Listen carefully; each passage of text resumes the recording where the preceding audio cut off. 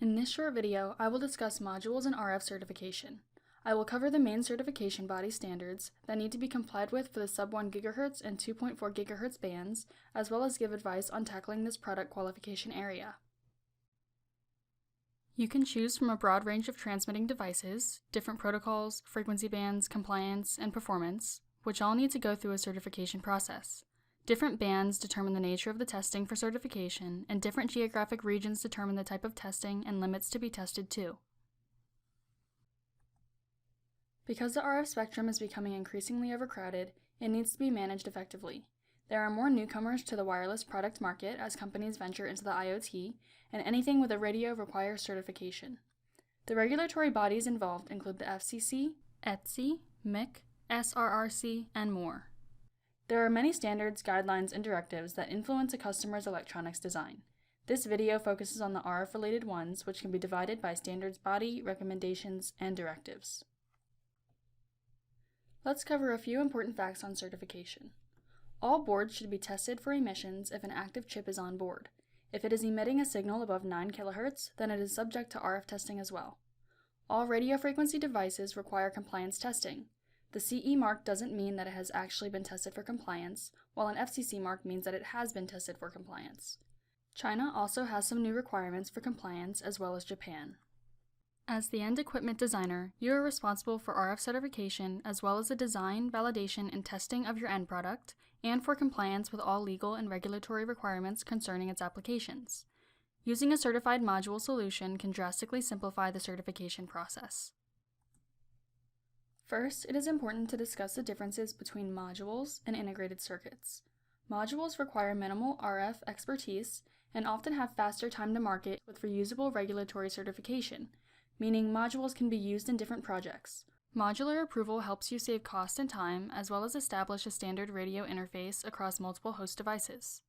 On the other hand, ICs present the lowest system cost for high volumes, typically over 100 kU.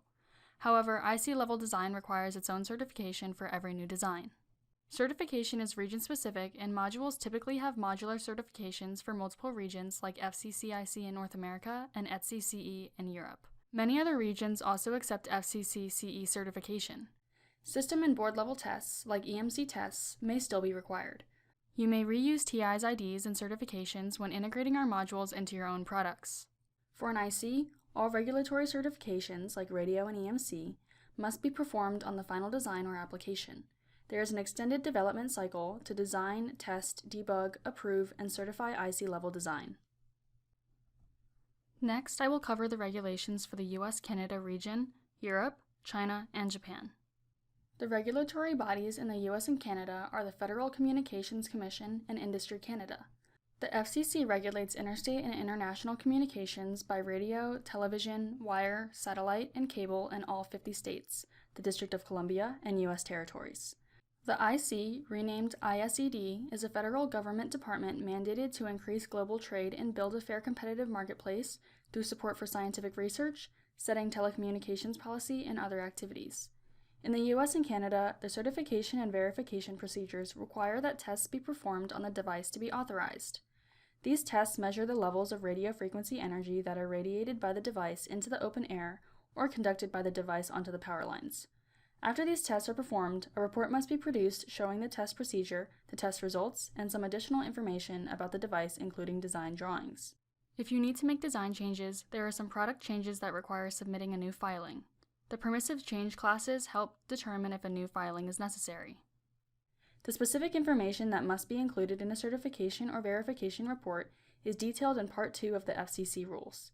Certified digital devices are required to have a compliance label affixed to them.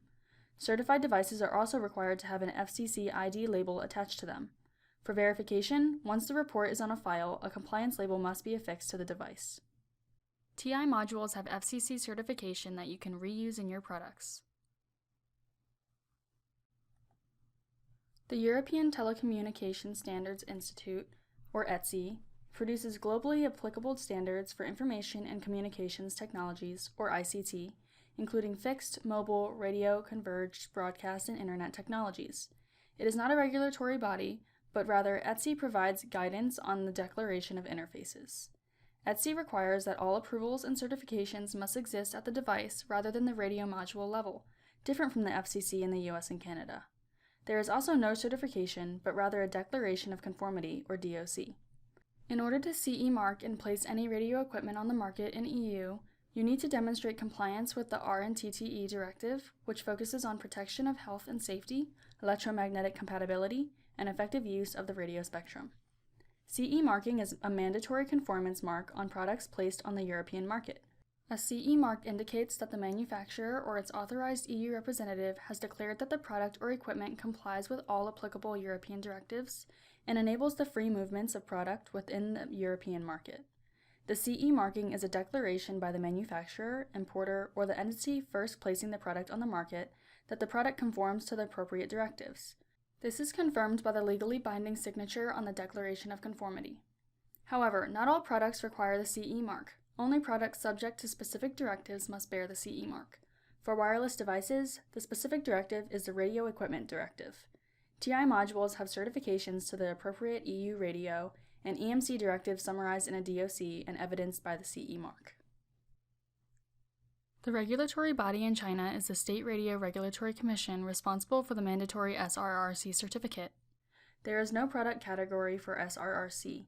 Therefore, all types of products, whether industrial or residential, must be SRRC approved if they have a radio transmitter function. In addition, SRRC is type approval, meaning each model needs to be tested and certified. An exception to this is module approval, which allows for application as a product series. You can get certification similar to the way you would if the product contained an IC. SRRC type approval must be conducted in a lab in China accredited by the MIIT before NAL can be considered. The aim of the SRRC type approval is the identification of parameters and functions of radio transmission equipment like frequency range, frequency band, transmitting power, occupied bandwidth, and more. There are steps to obtaining type approval and full modular approval listed here. There is also limited modular approval, or LMA, which meets any 3 of the first 4 FMA requirements. In Japan, all radio products are regulated by radio law, and manufacturers of such products need to provide evidence of conformance to Japan radio law before using the equipment in Japan. Radio products that are deployed on small-scale distributions are stipulated by the MIC Ministerial Decree and are defined as specified radio equipment. Wireless equipment to be used in Japan must be type approved by assigned certification bodies according to MIC. If you are using TI modules, you must mark modules with the MIC ID number if you wish to market the product in the Japanese markets. For MIC certifications, all approvals and certifications must exist at the device level rather than the radio module level. Like CE, you can then leverage the module pre-certification. TI certification is obtained at the module level. For all modules offered by TI, you can find certification reports on our site. You can also request a letter of authorization for FCC and ISED when requested by your regulatory test house. You can also request additional design and test information for regions like China that are currently not supported by these modules.